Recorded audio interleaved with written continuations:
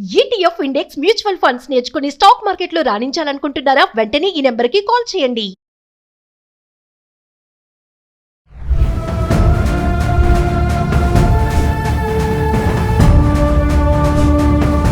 Hi hello నమస్తే, welcome back to Suman TV. ప్రస్తుతం మనతో పాటు ఉన్నారు ఫ్యామిలీ కౌన్సిలర్ రజనీ రమ గారు.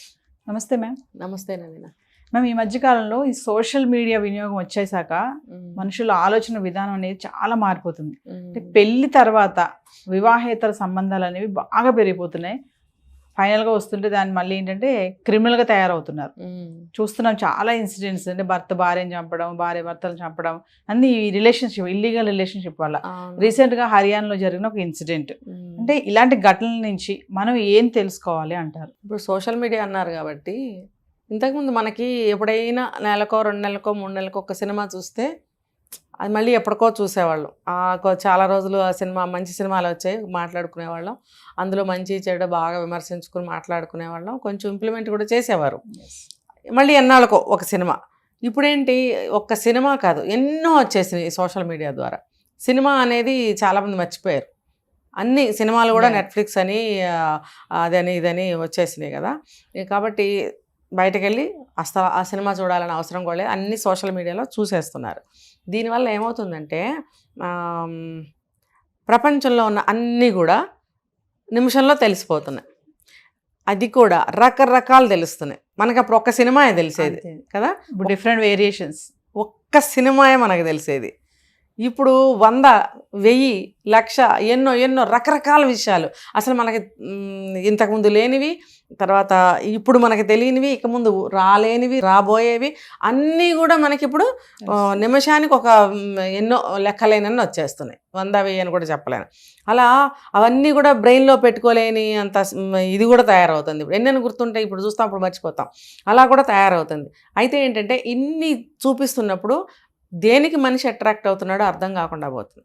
ఇంకొకటి చెప్పనా, రకరకాల విషయాలు, రకరకాల అందాలు, రకరకాల అవకాశాలు అన్నీ కూడా అందులో చూపిస్తున్నారు. తర్వాత ఎక్కడెక్కడో బయట ప్రపంచంలో జరిగినవి కూడా చూపిస్తున్నారు. మనిషి ఆలోచన వీటి వల్ల ఎలా మారిపోయిందంటే, అరే బాగుంది, మనం చేస్తే ఏమవుతుంది, చేసి చూద్దాం, ఒక్కడు బయలుదేరుతాడు. అది అతను చేశాడుగా, మనం ఎందుకు చేయకూడదు, పక్కన వాళ్ళు చేస్తారు. అలా ఏమవుతుందంటే ప్రజల్లోకి నీళ్లులాగా వచ్చేస్తుంది ఆ అలవాటు అనేది. నీళ్ళని మనం ఆపలేం కదా, ఒక్క చుక్క వేసినా సరే పక్కకు స్ప్రెడ్ అవుతుంది. అలాగా ఈ చెడు అనేది అలా నీళ్ళలాగా వ్యాపించేసింది. వ్యాపించేయడం వల్ల మనిషి ఆలోచనలు బాగా స్వేచ్ఛగా తయారైనవి. అసలు ఒకప్పుడు మంచి ఆలోచనలు చేయండి, ఏదన్నా పొరపాటున ఎవరన్నా ఏమనంటే చిచి అలా ఆలోచించకు, వదిలేసేదాన్ని, ఇది పద్ధతి, ఇలా ఆలోచించంటే వెంటనే ఈ దారిలోకి వచ్చేసేవారు. ఇప్పుడు అట్లా లేదు. ఆలోచనలు ఎటు పోతే అటు ఆలోచిస్తున్నారు. ఇప్పుడు ఒక విషయం చూస్తాము, దాని మీద ఆలోచనలు సాగినాయి అనంటే అందులో ఆ విషయం మంచిది కాకపోవచ్చు, దాని మీద ఆలోచనలు సాగుతున్నాయి అని అంటే చెడే కదా. మరి అదే ఒక మంచి విషయం అనుకోండి, దాని మీదే సాగినాయి అనుకోండి, అది మంచికి దారితీస్తుంది. కానీ చెడే కదా మనకి తొందరగా అట్రాక్ట్ అయ్యేది. చెడు అట్రాక్ట్ అవుతుంది, ఆ చెడు మీద మనం ఆలోచిస్తున్నాం కాబట్టి సొసైటీలో చెడు జరుగుతుంది. ఇది చెడు అనేది ఈ రకంగా వెళ్తూ ఉందన్నమాట. ఇప్పుడు మీరు ఇందాకేదో అడిగారు, హర్యానాలో జరిగిన ఇన్సిడెంట్ మేడం. అది రెంట్కుండే అబ్బాయి తోటి వైఫ్ మరి అఫైర్ పెట్టుకుంది కదా, ఆ తట్టుకోలేక హస్బెండ్ అతను చంపేశాడు. అయితే ఇలాగా, లేదంటే ఇలాగా, భార్య భర్తను చంపడం, భర్త భార్యను చంపడం, లేదంటే పిల్లల్ని చంపడం, ఇవే జరుగుతున్నాయి మొత్తం అంతా కూడా. ఇప్పుడు ఆడవాళ్ళు చాలామంది సెల్ ఫోన్తోనే కూర్చుంటున్నారు. ఎక్కువగా ఆడవాళ్ళ చేతిలో, మగవాళ్ళ చేతిలో కూడా ఉన్నాయి, ఆడవాళ్ళ చేతిలో కూడా చూస్తున్నాం. వాళ్ళు ఏం చూస్తున్నారు ఎవరికి తెలుసు. ఇప్పుడు అన్నీ చూస్తారు వాళ్ళు కూడా, వాళ్ళకి నచ్చుతున్నాయి. రీల్స్ చేస్తున్నారు కొంతమంది, రీల్స్ చేస్తున్నారు. రీల్స్ చేసేటప్పుడు వాళ్ళు బట్టలు ఎలా వేసుకుంటున్నారో కొంతమంది వాళ్ళకే తెలుసు, ఏం మాట్లాడుతున్నారో వాళ్ళకే తెలుసు, ఎలా మాట్లాడుతున్నారో కూడా వాళ్ళకే తెలుసు. కన్ను గీటి మాట్లాడటము, కనుబొమ్మలు ఎగరేసి మాట్లాడటము, పక్కన నవ్వడము, హస్కీ వాయిస్తో మాట్లాడటము. ఎందుకండి ఇవన్నీ? మీరు ఒక మంచి విషయం రీల్ చేయాలనుకున్నారు, మంచిగా మీ న్యాచురల్ వాయిస్తో మాట్లాడండి. అంటే టెంప్టింగ్ చేసి మాట్లాడుతున్నట్టుగా, రెచ్చగొట్టే విధంగా. దీనివల్ల ఏమవుతుందంటే ఆన్లైన్లో కావచ్చు, ఇన్స్టాలో కావచ్చు, పక్కింటోడు కావచ్చు దృష్టి పెడతాడు. అంటే ఇప్పుడు మీరు అడిగిన దానికి ఆమె రీల్స్ చేసిందా అంటే అలా నేను అనటం లేదు, ఇది ఒక కారణం అంటున్నాను. అలాగే వీళ్ళు కూడా ఇవన్నీ చూసి, ఇవన్నీ ఇష్టపడి అట్రాక్ట్ అయ్యి ఆ చేష్టలు చేస్తారు. చేసినప్పుడు పక్కింటి వాడవచ్చు, ఎదురింటి వాడవచ్చు, ఆఫీస్లో వాడవచ్చు, అట్రాక్ట్ అవ్వడా, ఒక రాయేసి చూద్దామని వేస్తాడు. ఈవిడికి కావాల్సినదే కదా, వెంటనే లొంగుతుంది అనమాట. ఇది ఒక మంచి కుటుంబంలో ఒక మంచి అబ్బాయి అయినప్పుడు భార్యను ఎట్లా ఒప్పుకుంటాడు ఇలాంటి విషయాలు? ఒప్పుకోలేడు. ఇంకోటి ఏంటంటే మనం అనుకుంటున్నాం ఈ మధ్య సాధారణ ఒక విషయం, ఇష్టం లేకపోతే పంపించేయండి, ఇష్టం లేకపోతే వెళ్ళిపోండి అని అంటున్నాం. కానీ ఇంకొక యాంగిల్లో కూడా మనం చూడాలి. ఏంటనంటే ఆ భార్య అవనివ్వండి, భర్త అవనివ్వండి, అలా చేస్తే రెండో వాళ్ళకి మనసు అసూయతో, కోపంతో, అవమానంతో రగిలిపోతుంది. ఎందుకు అనంటే నన్ను మోసం చేస్తావా, నన్ను నమ్మించి ఇన్ని రోజులు మోసం చేస్తావా. అంటే అతను మంచివాడైతే అప్పుడు ఇంకెవరన్నా కానివ్వండి, అనవసరం ఇంకా అక్కడ అది మంచివాడు అవనివ్వండి, ఇంకోటి అవనివ్వండి, నాతో ఇన్ని రోజులు ఉండి నువ్వు ఇప్పుడు వెళ్ళిపోతావా, నేనేం లోటు చేశాను, నా దగ్గర ఏం తక్కువైంది అనే రకరకాల క్వశ్చన్స్ వచ్చేస్తాయి. దానివల్ల బాయిల్ అవుతుంది, బాగా ఫ్రస్ట్రేట్ అవుతారు, అందులో నుంచి అసూయ వస్తుంది, మరి కోపం బాగా వస్తుంది. ఇంకొకటి అవమానం తట్టుకోలేరు. మెయిన్ అవమానం. నలుగురిలో భార్య వెళ్ళిపోయింది లేకపోతే భర్త వెళ్ళిపోయాడంటే బాగా అవమానం జరుగుతుంది. ఇది ఈ కారణాల వల్ల, ఇందాక నేను చెప్పిన కారణాల వల్ల. కాబట్టి ఆ బాధతోటి, ఆ అవమానంతో చంపడానికి ప్రయత్నిస్తున్నారు. అంత బాధలో, అంత అవమానంలో వెళ్ళమ్మా నువ్వు అతనితోనే వెళ్ళిపో అని కంట్రోల్ చేసుకుని చెప్పగలిగితే పర్వాలేదు. కానీ దాన్ని ఎవరు కంట్రోల్ చేసుకోలేకపోతున్నారు, ఎవరు కూడా దాన్ని జయించలేకపోతున్నారు. ఆ అవమాన భారాన్ని కానీ, ఆ కోపాన్ని కానీ, ఆ అసూయ ద్వేషాలని కానీ జయించలేకపోతున్నారు ఎవరు కూడా. అందుకని ఇలా హత్యలు చేయడం, ఆత్మహత్యలు చేసుకోవడం జరుగుతుంది. ఇది అవమానం, మెయిన్ అవమానం. వెళ్ళిపో అని తేలిగ్గా అంటే హాయిగానే బతకచ్చు అవతలకి వెళ్ళి.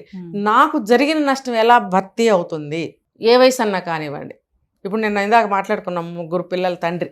ఆ వయసులో అతను మళ్ళీ పెళ్లి చేసుకుంటాడా? 3వ పెళ్ళి చేసుకుంటే మాత్రం ఆ వచ్చిన ఆవిడ ఎలా ఉంటుంది? పిల్లలు లేరు, మళ్ళీ పిల్లలకి అనే పరిస్థితి కాదు. మరి అతను లోపల ఎటువంటి ఫీలింగ్స్ ఉంటాయి అతనికి? ప్రతీకారం కోరుకుంటుంది. మరి అతను కూడా ఆ భార్యను వదలొద్దు, అతన్ని కూడా వదలొద్దు అని చెప్పాడు కదా స్టేట్మెంట్లో. అందుకని చెప్పి అవమానం ప్రతీకారాన్ని కోరుకుంటుంది. కానీ అవమానం ఎప్పుడు కూడా త్యాగాన్ని కోరుకోదు. అవమాన పడినప్పుడు వెళ్ళమ్మా నువ్వు చక్కగా వెళ్ళిపో, బాధలు పెట్టుకో, నన్ను చంపకు అని అనడు. ప్రతీకారమే కోరుకుంటుంది. కాబట్టి ప్రతీకారం కోరుకున్నప్పుడు ఏమవుతుందంటే మనం కూడా శిక్ష అనుభవించాల్సి వస్తుంది. జైల్లో పడటమో, ఉరిశిక్ష, ఇంకోటో జీవితానికి పనికిరాని జీవితాన్ని మనం చేసేసుకుంటాం. కాబట్టి ఎంత అవమానం ఉన్నా సరే వెళ్ళిపోయిన విషయం వెళ్ళిపోయింది, అందరికీ తెలిసిపోయింది, ఎటు నీ జీవితం పోయింది. నువ్వు అవమానం పడ్డాను నీ తప్పు లేనప్పుడు నువ్వు అవమానం పడ్డానని ఎందుకు అనుకుంటావు?